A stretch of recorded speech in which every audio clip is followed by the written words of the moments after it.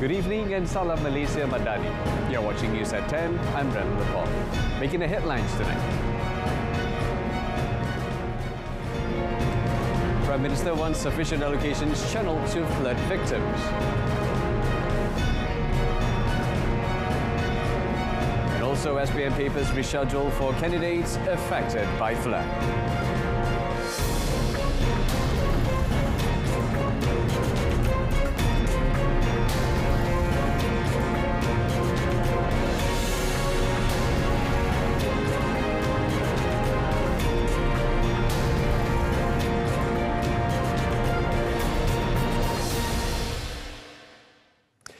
Prime Minister Dato Sri Anwar Ibrahim wants sufficient allocations to be channeled to the victims of the floods in the affected states, including in Johor, Pahang, Negeri Sembilan, Sarawak and Melaka, which have so far affected some 30,000 people.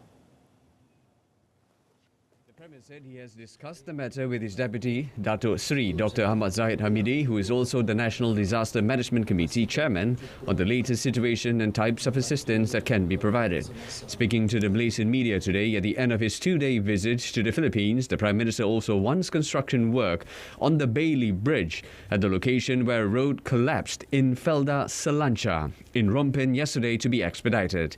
He said the National Disaster Management Agency, NADMA, will help to prepare the temporary bridge, which is expected to be completed next week.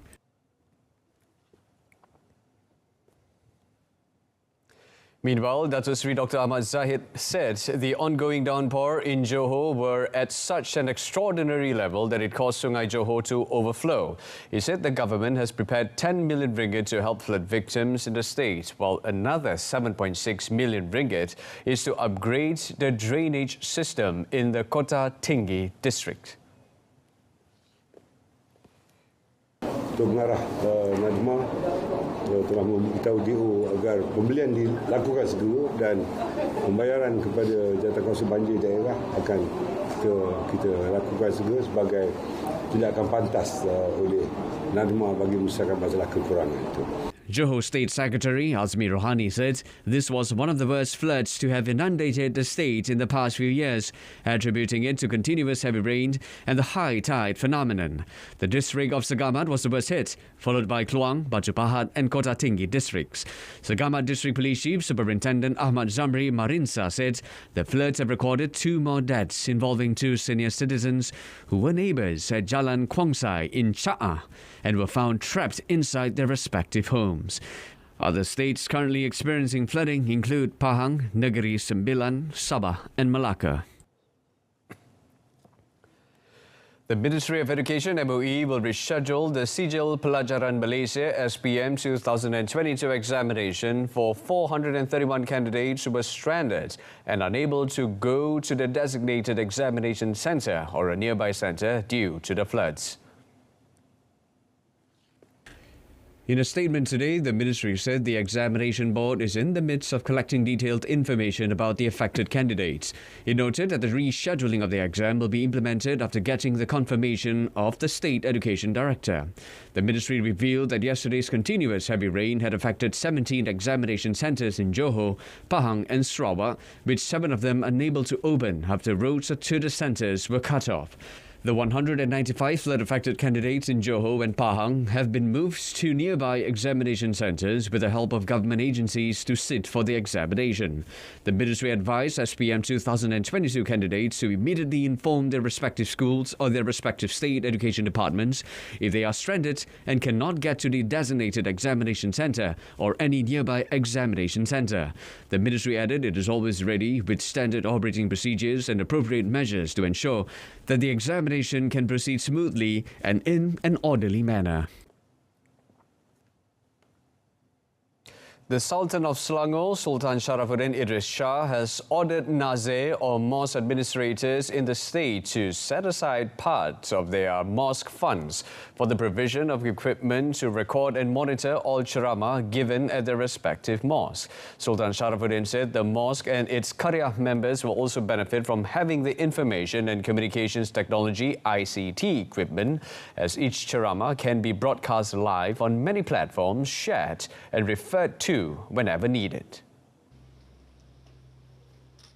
As such, he said the mosque can function better as an information center that can provide data to all religious agencies such as the Selangor Islamic Religious Council, State Islamic Religious Department, Selangor Zakat Board and Social Welfare Department. Malaysia tidak seharusnya menjadi tempat membina jurang pemisah atas dasar perbezaan fahaman politik dan dendam politik. Kuliah-kuliah agama yang dijalankan di masjid-masjid tidak sepatutnya dijadikan sebagai platform untuk menghina, mengumpat, memfitnah dan mencaci mana-mana pihak. He said through the use of technology, MAIS can monitor and review the financial reports of all mosques and surau online. This can prevent irregularities in the financial management of mosques and surau in the state. Sultan Sharafuddin said this in a speech before presenting letters of credentials and appointments to 1,256 Imam and Nazir in a ceremony held at Istana Alam Shah today. Also present was Raja Muda of Selangor, Tengku Amir Shah. The Communications and Digital Ministry will not curb the freedom of media practitioners to report, but they have to discharge their duties within the limits of the law. Minister Fahmi Fadzil said it is important for media practitioners to abide by laws and regulations to avoid spreading fake news and committing slander.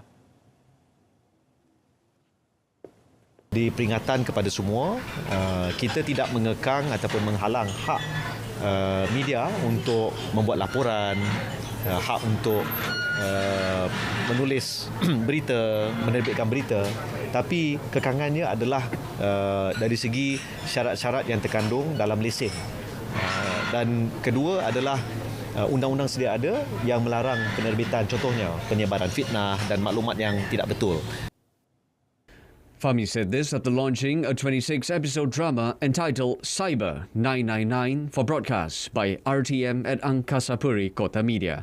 The media recently reported that the Malaysian Communications and Multimedia Commission had opened an investigation paper against local television station Awesome TV for breach of licensing regulations in connection with the news report, which was deemed as fake. The Domestic Trade and Cost of Living Ministry, KBDN, will request the government to provide incentives to menu rahmah operators. Now, its Minister, Dr. Sri Salahuddin Ayub, said he will extend the application to the Economy Minister soon. He said the government or the ministry did not spend a cent for menu rahmah, as it is more of a voluntary participation by the operators on behalf of KPDN. However, the revised budget states 720 million ringgit is given to the economy minister for various initiatives to help B40 groups and those in need. Dengan bajet itu mungkin mereka akan mendapat insentif ataupun apa-apa panduan ataupun kursus-kursus untuk mereka diberikan bimbingan. He said this to reporters after the Kelantan state-level Menu Rahmah launching ceremony at Pasir Tumbuh today, which was also attended by Kelantan KBDN Director Azman Ismail. In addition, Datuk Sri Salahuddin said a total of 1,142 food premises nationwide are now offering Menu Rahmah.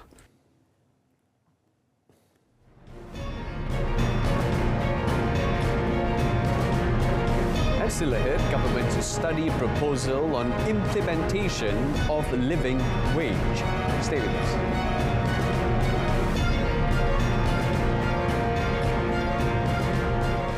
But first, decision-making by consensus continues to be the central tenet of ASEAN, but the regional grouping must remain firm over developments in member states that affect the wider region.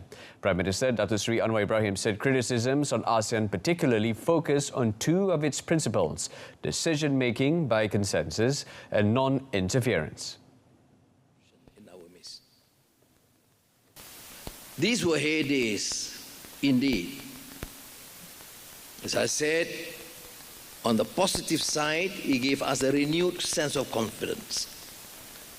But leaders tend to be heaped with praise, lulled into complacency, and believe that everything was right. Decision-making by consensus continues to be a central tenet of ASEAN. This does not mean, however, that ASEAN should remain silent over developments in member states that affect the wider region. The Prime Minister said this during a talk entitled 30 Years After the Asian Renaissance, Strategic Takeaways for ASEAN at the University of Philippines, on the need to temporarily carve out Myanmar on account of its blatant human rights violations. The Prime Minister stressed that it was imperative to stay true to one of the key ideals of ASEAN, of standing for the cause of justice and the rule of law. He called on ASEAN member countries to stand as cooperative partners working towards the betterment of its people in a just and peaceful world. He noted that collaboration across the board in all the crucial matters that bind the member countries as a solid multilateral, multicultural and diverse regional grouping must be the way forward for ASEAN. The government is studying a Bank Negara Malaysia BNM proposal on the implementation of living wage in the country. Human Resources Minister V. Sivakumar said the BNM 2017 annual report had proposed a living wage rate of 2,700 ringgit for an unmarried adult in urban areas, 4,500 ringgit for a couple without children, and 6,500 ringgit for a couple with 2 children. Sivakumar said in this connection, the government needs to study carefully and identify the most suitable progressive wage model for the country. He explained that the model needed a more detailed study that is in line with the current economic and labour conditions in Malaysia. He added the implementation of minimum salary and progressive wage had a common objective of giving protection to workers who were receiving the lowest salaries. Sivakumar revealed that from May to December 2022, the Department of Labour of Peninsular Malaysia had conducted 17,565 statutory inspections on employers regarding the implementation of the minimum wage order. Kementerian telah menerima sejumlah 23 rayuan daripada majikan pelbagai sektor dan terdapat juga organisasi seperti Persatuan Industri Keselamatan Malaysia, Gabungan Persatuan Pendidikan Islam Malaysia dan Koperasi Pegawai-Pegawai Lembaga Kemajuan Ikan Malaysia yang turut mengemukakan rayuan penangguhan pelaksanaan Perintah Gaji Minimum 2022 ini. Gaji minimum 2022, sejauh manakah The implementation of the new mandatory standard on access pricing (MSAP) effective 1st of March saw broadband service prices set lowered compared to the earlier MSAP. Communications and Digital Minister Fahmi Fazil said, for example, the price for wholesale high-speed broadband services with a speed of 100 megabits per second in the new MSAP for this year is 254 ringgit 64 cent per month, compared to the previous price of 515 ringgit per month. As such, Fahmi said it can reduce costs to the recipient of access services involved in providing fixed broadband services to users. Indirectly, services provided to consumers at the retail level can be offered at a lower and more competitive price or at a higher speed. Melalui MSAP baru yang mula berkuatkuasa 1 Mac 2023, harga capaian maksimum telah ditetapkan bagi 14 kemudahan dan perkhidmatan yang disenaraikan untuk tempoh sehingga 2025. Dengan pelaksanaan MSAP baru tersebut, pemberi perkhidmatan capaian perlu menyediakan kemudahan dan perkhidmatan yang disenaraikan dengan harga maksimum baru kepada penerima perkhidmatan capaian seperti mana yang ditetapkan oleh SKMM. MSAP, which was introduced in 2018, is one of the legal instruments issued by the Malaysian Communications and Multimedia Commission (MCMC) to regulate wholesale access prices by access service providers. The Ministry of Higher Education (MOHE) has given its assurance that amendments to the Universities and University Colleges Act 1971 or AUKU will be made to address its existing weaknesses. Its Minister Datuk Seri Muhammad Khalid Nordin said one of the matters that are being considered is allowing student associations to manage their own accounts. Saya beri jaminan apa-apa kelemahan yang ada dalam AUKU, kita boleh pertimbangkan untuk kita meminda. Dan antara perkara yang telah kita dan sedang pertimbang untuk lakukan ialah meminda soal pelajar-pelajar, persatuan pelajar untuk menguruskan sendiri akaun kewangannya. Jadi itu dalam proses dan insya-Allah kita cuba bawa dalam penggal parlimen yang akan datang. Speaking during the minister's question time in the Dewan Rakyat, he said the government has given university students the freedom to join any political parties, whether on or off campus, which includes becoming candidates in elections. He also said that since the government has no proposal to repeal the AUKU 1971, the appointment of vice-chancellors of public universities by the minister will be done in accordance with the procedures and provisions of the relevant law approved by the parliament.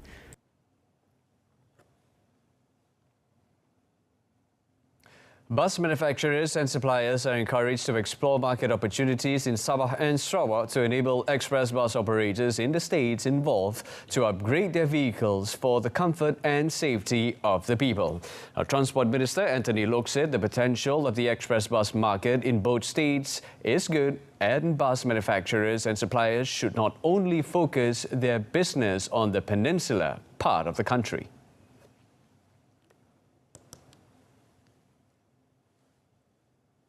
Jadi saya harap mereka juga boleh market kepada operator di Sabah dan Sarawak, dan sudah tentu di Sabah Sarawak kalau mereka bersedia untuk melabur, dia boleh bincang dengan pelbagai agensi kerajaan untuk lihat bagaimana kita mudah carakan, umpamanya dari segi financing. Loke explained that express buses are not bought by the government and the government does not own any bus company.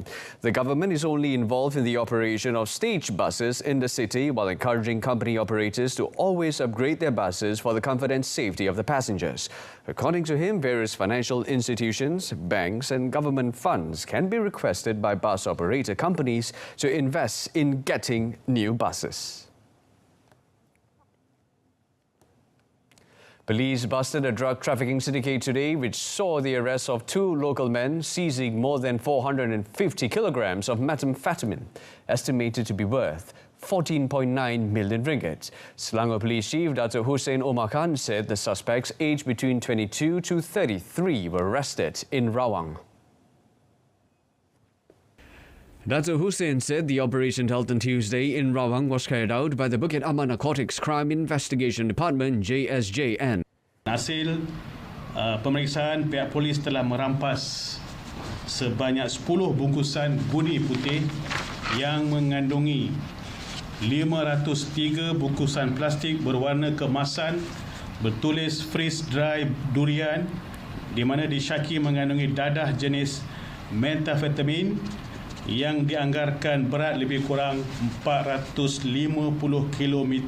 kilogram dalam sebuah kereta Nissan Navara di kawasan tersebut. Speaking in a media conference at Selangor Police Headquarters, Dato' Hussein said the suspects had previous records for drug-related offences. Urine tests indicated that both suspects were negative for drugs.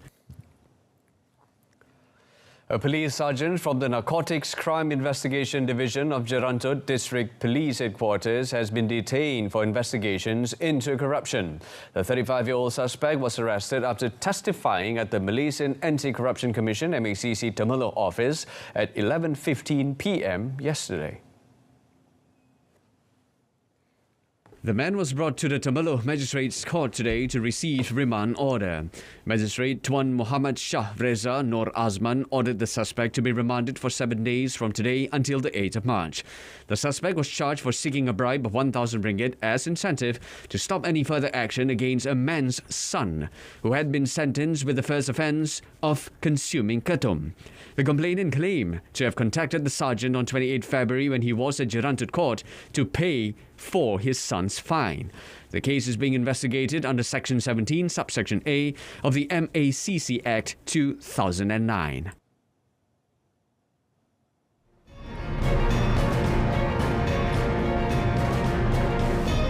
Now, foreign front, angry protests erupt over Greek rail disaster. Stay with us.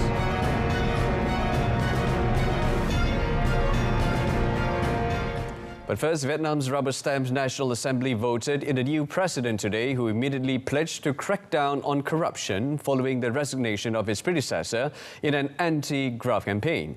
Now, the appointment of Vo Van Thong comes during a period of political upheaval in Vietnam where the all-powerful Communist Party's anti-graft purge and factional fighting have seen several ministers fired. Members of the National Assembly elected 52-year-old Thong, the sole candidate for a term running until 2026, following the resignation of Nguyen Xuan Phuc in January. In his first statement as president, Thong said he would be determined in the fight against corruption and negative phenomena. According to state media, Thong carried 487 out of 488 votes in the National Assembly. Authoritarian Vietnam is run by the party, which is officially led by the General Secretary, President and Prime Minister. Thong is seen as close to Secretary General Nguyen Phu Trong, the most powerful man in the party and the architect of the anti-corruption drive. The campaign has led to the arrest of dozens of officials, with many of the graft allegations relating to deals done as part of Vietnam's COVID-19 pandemic response. The toll from Greece's worst rail accident rose to 42 after a head-on collision blamed on human error that has sparked angry protests. Prime Minister Kyriakos Mitsotakis said it was a terrible train accident without precedent in Greece, promising that the tragedy would be fully investigated. Authorities have declared 3 days of national mourning. TV footage from the wreck site on Thursday showed a crane gingerly lifting the mangled remains of a train carriage under which a body is believed to be trapped.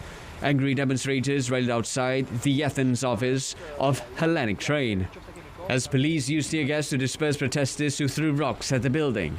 Earlier in Larissa, demonstrators held a silent vigil and brought white roses to form the word Tempe, the name of the valley where the accident took place. The station master on duty at the time of the accident was due to appear before a prosecutor at the central city of Larissa later Thursday. The 59-year-old will have to explain how a passenger train carrying some 350 people was allowed to run on the same line as a freight train for several kilometers. He will be charged with negligent homicide and faces a life sentence if convicted.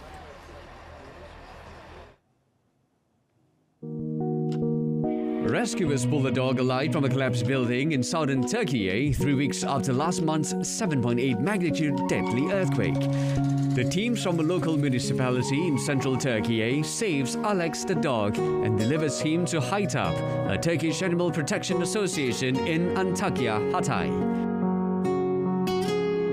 A Russian missile slammed into a 5-story apartment building in the city of Zaporizhia in southeastern Ukraine, killing 4 people and wounded 8 others. The upper floors of the apartment block had been destroyed and cars parked nearby had been crumpled. Fallen debris lay around the building. Iran will investigate the poisoning of students after hundreds of Iranian girls in different schools have suffered mild poison attacks over recent months. The poison attacks at more than 30 schools in at least 4 cities started in November in Iran's holy city of Qom, prompting some parents to take their children out of school. Some politicians suggesting they could have been targeted by religious groups opposed to girls' education.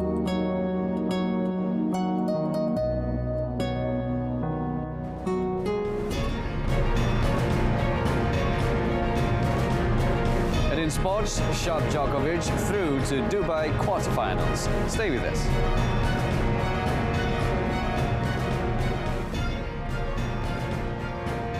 But first, Malaysian Super League giants Johor Darul Ta'zim JDT could strengthen their firepower by signing Colombian striker Radamel Falcao.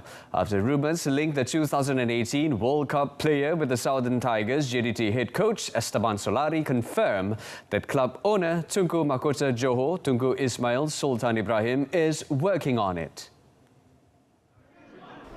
Falcao, who still has a contract with Spanish La Liga side Rayo Vallecano until this June, is evaluating an offer to sign a contract with the Southern Tigers.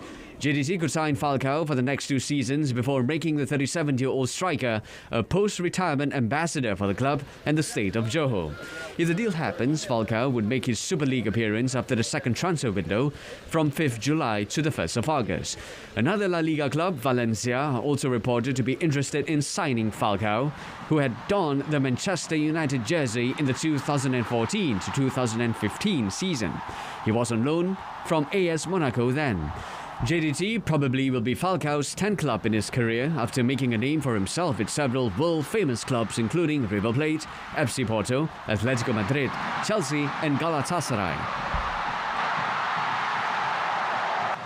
The organisation of the Malaysia Speed Festival MSF 2023 is hoped will change the public's perception that motoring is an expensive sport. With the registration fee as low as 500 ringgit, MSF Director Ardian Khalid is committed to ensuring that the festival can be participated by all walks of life, especially motor sports enthusiasts. So for example, cars. A lot of people think motor sport mahal because kena pakai racing suit FIA. Pernah dengar FIA? FIA suit bro, RM3,000. But for MSF, we study and we found out in US, they have a standard called SFI. So kita pakai suits SFI, RM800 je. And it's good for 5 years, 5 to 10 years. So we have to be creative sikit and research on how to make it more affordable daripada segi regulations. A total of 5 race categories are offered, namely Malaysian Supermoto Championship, Malaysia's Saga Cup Championship, MSF Toge Hill Climb Series, MSF Super Turismo and MSF Superbikes in the festival, which will be held from 5th March to 5th November at several locations including the Sepang International Circuit. Novak Djokovic stormed into the quarterfinals of the Dubai Tennis Championships with a 6-2, 6-3 thrashing of Talon Crispo, swiftly returning to his best form at a tournament he has won 5 times. A day after being taken to 3 sets by Czech qualifier Tomáš Mahač, Djokovic was back to his ruthless best and blasted past the shell-shocked Crispo to take the first set with 2 breaks of serve.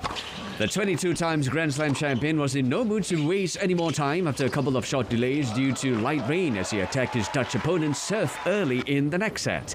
Firing winners at will from the baseline, the Serbian also showed soft hands with a vintage drop shot and followed it up with a stunning pass at the net before surging to a 4-love lead.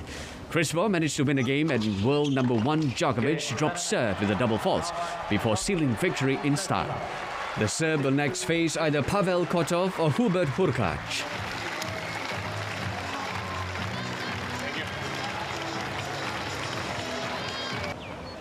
Andrei Rublev thought he had run out of extra lives when he stared down 5 consecutive match points in the second set tiebreak against Alejandro Davidovich Fokina.